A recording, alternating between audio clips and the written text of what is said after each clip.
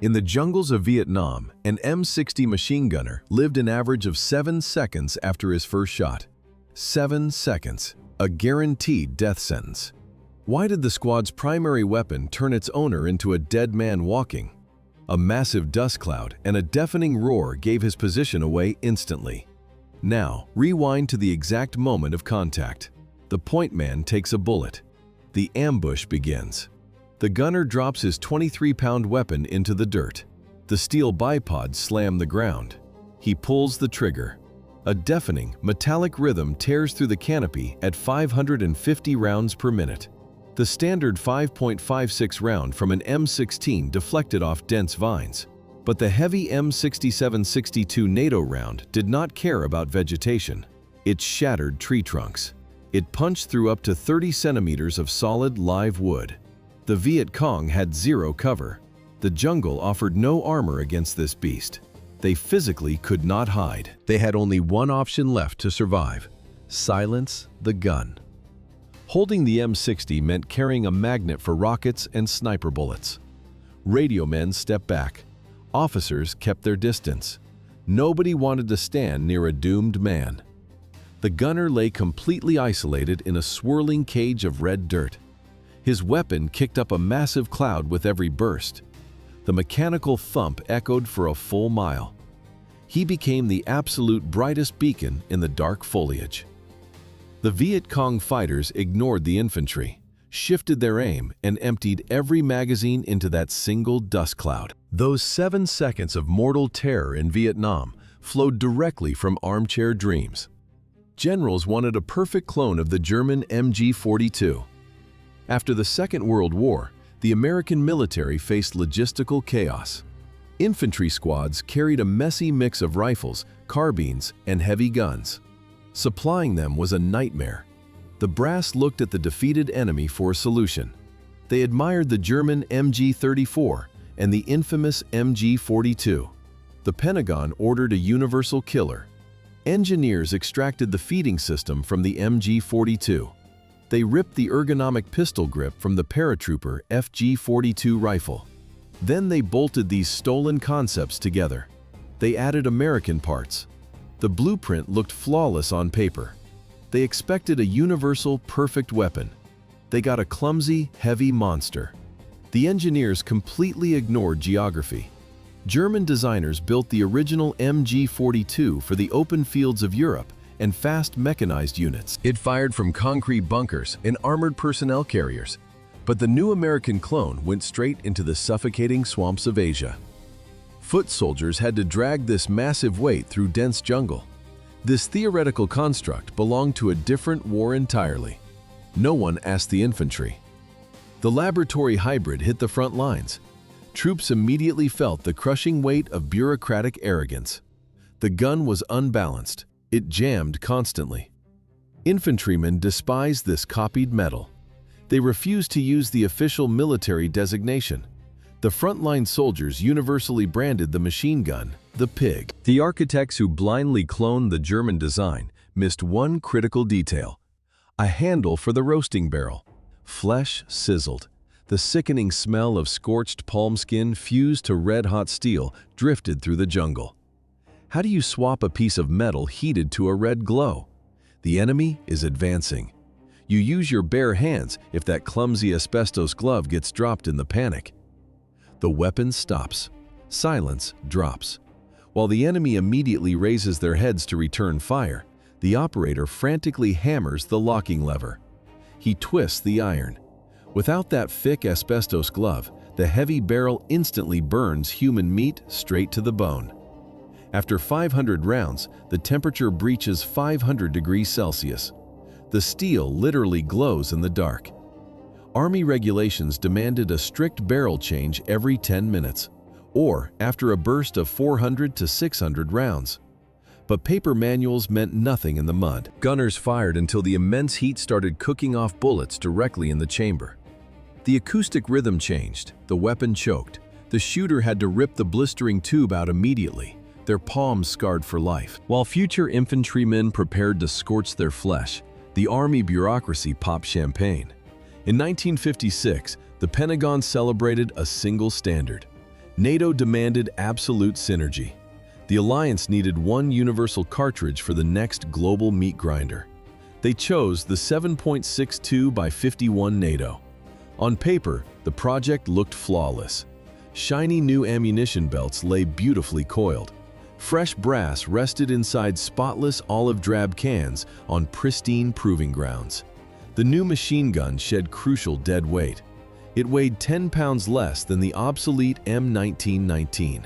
The military finally threw the heavy, water-cooled relics into the scrapyard. Commanders envisioned a modern squad built around relentless firepower, training their men ruthlessly for a hypothetical clash with the Soviets across frozen European plains. But the testing files hid a dark truth. The mechanism choked. The steel jammed. Generals saw the raw data. They simply looked the other way. They cared about production quotas. They needed a triumph. The weapon suffered one critical failure for every 2,000 rounds. That jam meant certain death during a firefight. Yet, the brass ignored the defect entirely. They stamped the broken tool with approval. Soldiers braced for a European winter. Instead, cargo ships delivered the crippled weapons directly into the sweltering jungles in 1965. Generals ignored the searware on clean testing grounds. In the humid brush, this oversight turned the weapon into an uncontrollable mechanical monster. The gunner released the trigger. The firing did not stop. Worn internal parts caused the infamous runaway gun. The heavy receiver shook violently, spewing continuous fire into the trees. What to do if the machine gun keeps firing on its own? Only tear the metal belt with bare hands before it kills its own. The assistant gunner panicked. He grabbed the live ammunition line. He twisted the sharp steel links with his bare fingers to snap the feed. The weapon bucked wildly, whipping the muzzle toward friendly troops. The flimsy plastic pistol grip cracked under the extreme vibration. Soldiers frantically bound the disintegrating handle together, using thick gray duct tape and wire. They had to hold the beast down. Unchecked, the weapon dumped 600 rounds a minute until the barrel glowed, and catastrophic failure blew the receiver apart. Dense jungle vegetation brought another silent threat. Thick vines snagged the exposed release lever. The heavy steel barrel unlatched and fell out into the mud. Sometimes it just disconnected, resting loose on the frame. The gunner suspected nothing. He pulled the trigger during an ambush, and the weapon ripped itself to pieces. Then came the extraction failures. The violent bolt cycle tore the rims right off the fired cartridges. The spent brass stuck tight inside the chamber. A jammed machine gun during a sudden ambush meant certain death for the patrol. Pushing the mangled scraps out with a steel rod took up to 30 seconds. 30 seconds was an absolute eternity in the jungle. The desperate gunner dug the crushed casing out with a combat knife. To feed this jamming circular saw, the crew had to become pack animals. 600 rounds a minute, that was the weapon's terrifying appetite, and the infantry had to haul every single bullet by hand. The manual demanded a three-man team. The gunner pulled the trigger. The assistant swapped the blistering barrels. The third man drew the absolute shortest straw. They called him the mule. His sole job was logistics, hauling the ammunition, staying glued to the loudest, most targeted man in the firefight. While the riflemen moved light, the machine gun squad dragged hundreds of pounds of brass and steel through the green hell. A single 100-round belt weighed 7 pounds. The core team carried over 1,200 rounds. The jungle offered zero mercy. 35 degrees Celsius, stagnant, suffocating humidity. Under that crushing physical toll, every extra kilogram of metal drastically spiked the risk of a fatal heat stroke on the march. Green replacements tried to look intimidating. They wore the belts crisscrossed over their chests. They left the ammunition completely exposed to the elements. 2 days in the dense brush ruined the belts. Mud packed against the brass casings. The bare metal links snagged on the thick vines and permanently deformed. When those warped metal links jammed the feed tray, survival demanded crude engineering. Desperate men grabbed hacksaws. They grabbed empty food tins.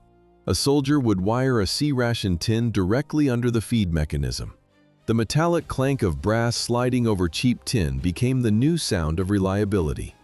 The can guided the belt. It prevented the fatal snag. But why did recon units saw off barrels and stocks?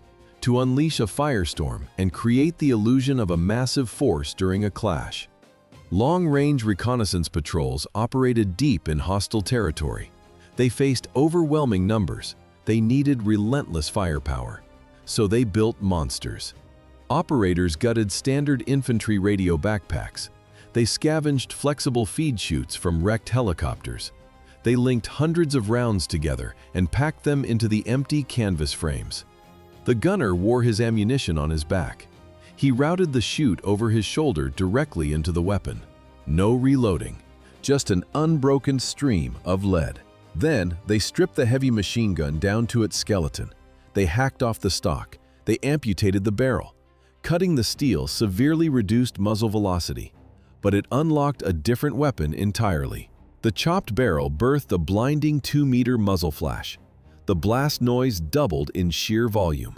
The altered mechanism transformed into an instrument of absolute psychological terror. In the jungle, deception meant survival.